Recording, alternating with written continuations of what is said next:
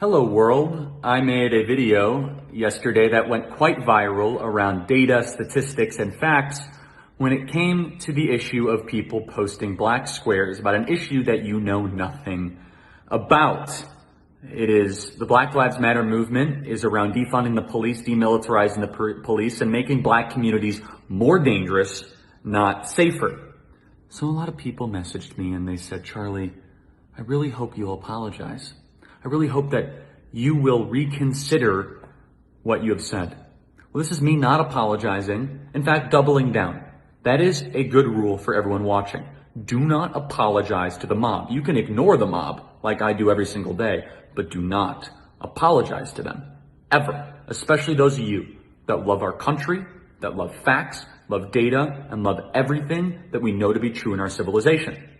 So as I said yesterday, a black person is far more likely to be killed by another black person than by a police officer. So here's some numbers to support that. Actually, according to the Center of Disease Control, blacks do die more than white people and Hispanic people in America, about 8 times more.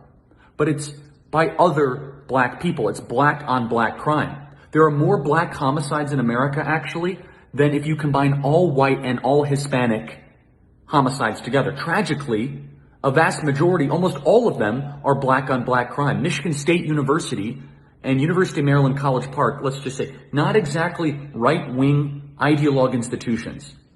They created a database of 917 officer-involved fatal shootings in 2015 from more than 650 police departments.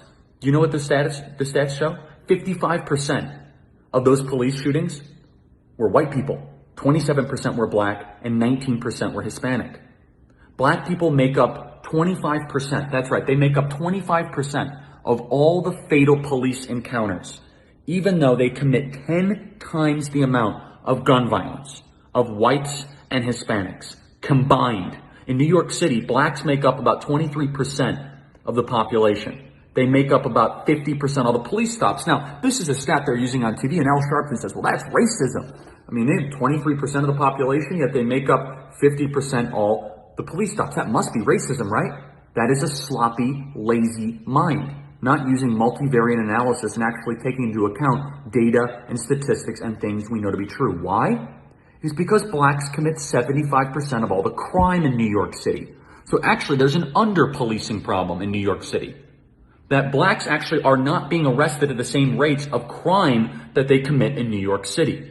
And if you add Hispanic to black shootings in New York City, you account for nearly 100% of all the drive-bys in New York City. This is true for most every major city in America. Now, whites in New York City are about 34% of New York City's population, but they commit less than 2% of all the shootings. Now, this last weekend, if Black Lives really did matter to Black Lives Matter, why is it that Black Lives Matter is so quiet about the 80 people in Chicago that were shot in drive-by shootings, the majority of which were black people? 21 people died. Almost all of those victims were black on black crime. This is according to the Chicago Police Department. I'm going to post all the links below. So all the triggered upper middle class individuals that want to tell the world about how good of a person I am. I'm a good person because I posted a black square and I'm going to end racism today. Here's my whole status on this. Racism is evil. What happened to George Floyd was evil. And we don't know he did what he did because of racism. That is not yet proven. But it is evil what happened there. It is also evil to burn down our entire civilization. People say, well, Charlie, you're a white man. You don't understand all of the historical injustice that your people have done to us. Excuse me? I'm an individual. I've never owned a slave. I don't know anyone that has owned a slave, and anyone that has ever owned a slave should go to prison right now. Do you see anyone? Yeah, I don't either. If you've been racist to somebody, individually atone to them. If you haven't been racist to somebody and you're a white person being called a racist, then maybe the person calling you that is a racist.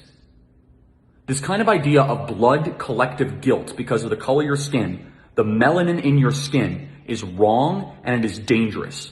If you study 20th century history, it was a bloodbath based on villainizing and indicting entire groups based on immutable characteristics. This is meant to divide us and to destroy our country from within. Know your facts. Know your statistics. People say, well, I can't trust these facts. You don't trust the Department of Justice that was mostly filled with Obama-era appointees? You can have your own opinion. You can't have your own facts. Facts matter. Statistics matter. These pathological emotive arguments will do nothing but destroy the greatest country in the history of the world.